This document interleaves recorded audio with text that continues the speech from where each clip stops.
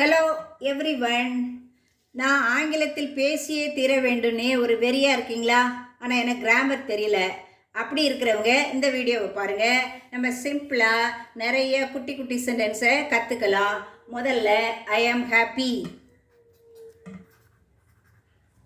I am happy அப்படின்னா சந்தோஷமாக இருக்கேன்.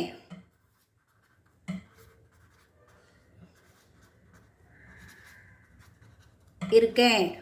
அடுத்தது இதுக்கு ஆப்போசிட் என்ன சொல்வீங்க? ஐ ஆம் சேட்.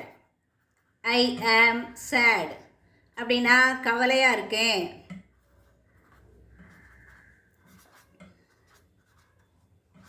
அடுத்தது ஐ ஆம் ஹங்க்ரி. ஐ ஆம் ஹங்க்ரி அப்படின்னா பசியாக இருக்கேன். ஐ ஆம் வெரி ஹங்க்ரினா ரொம்ப பசியாக இருக்கேன்னு அர்த்தம். அடுத்தது ஐ ஆம் ஆங்க்ரி. ஐ ஆம் ஆங்க்ரி அப்படின்னா நான் கோவமாக இருக்கிறேன். கோவமாக இருக்கேன். அடுத்தது ஐ ஆம் கன்ஃபியூஸ்ட்.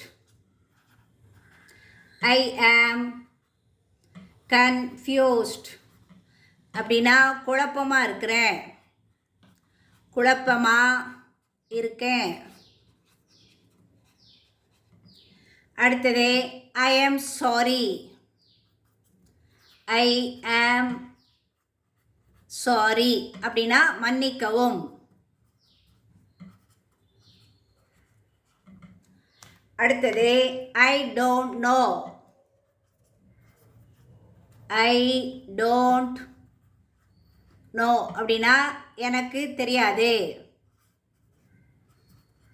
எனக்கு தெரியாது. அடுத்தது I don't like it. I don't like it அப்படின்னா அது எனக்கு பிடிக்காது. அடுத்தது it is very expensive. It is very expensive அப்படின்னா விலை அதிகம். விலை அதிகம். அதே இதுக்கு opposite it is cheap. It is cheap அப்படின்னா விலை மதிவு. அடுத்தது இட் இஸ் ஹாட்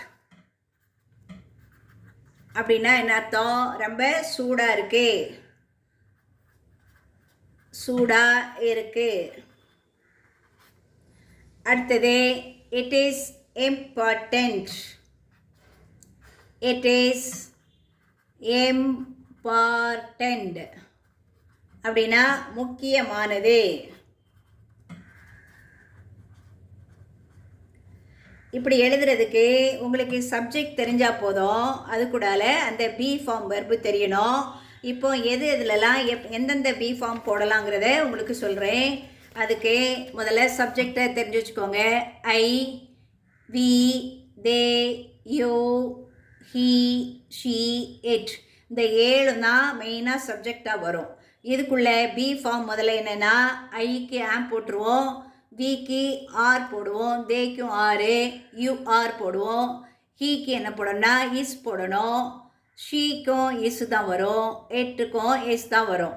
இனி இதனுடைய பாஸ்டன்ஸ் என்ன வரும்னா ஆமுக்கு வாஸ் வரும். இந்த ஆருக்கு வேர் வரும். இதுக்கும் அதே தான் வரும். இந்த இஸ்ஸுக்கும் பாஸ்டன்ஸு வாஸ் தான். வாஸ் வந்துடும். அடுத்தது இதெல்லாம் இந்த be form of the verb அல்லது ஸ்டேட் ஆஃப் பீயிங்னு சொல்லுவோம். அடுத்தது ஆக்ஷன் வெர்பு வரும்போது ஒரு வெர்பு எடுத்திருக்கேன். டூனா செய்கிறது. ஐ டூ த ஒர்க் அப்படி சொல்லலாம். நான் இந்த வேலையை செய்கிறேன். இப்போ ஐ வந்தால் டூ, வி வந்தாலும் டூ தான். They do, you do. அடுத்தது ஹீ வந்தால் டஸ்ன்னு போடணும். ஷீ வந்தாலும் டஸ்ன்னு போடணும். இட் வந்தாலும் என்ன போடணும்? டஸ். அப்போ இதே வச்சு தான் நம்ம வந்து என்னது சில கொஸ்டின் கூட இதில் நம்ம ஃப்ரேம் பண்ணிக்கலாம். இப்போ என்ன கொஸ்டின்னா, ஐ ஆம் டயர்ட். ஐ ஆம் டயர்ட்னு இருக்குன்னா